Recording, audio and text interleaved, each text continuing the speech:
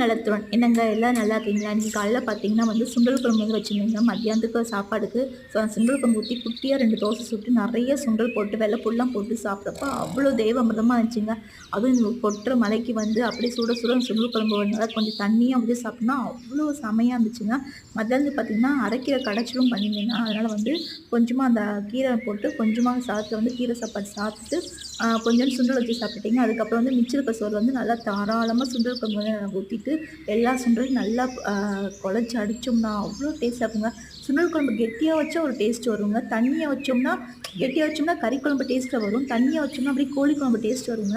எங்க வீட்ல சுண்டல் குழம்புனா எல்லாருக்கும் ரொம்ப பிடிக்குங்க. அது எனக்கு செம்ம டேஸ்ட்டா இருந்துச்சு. தண்ணியா வைக்கிறப்போ அவ்ளோ தெய்வமதமா இருந்துச்சுங்க. நல்லா சுட சுட சாப்பிட்றப்ப.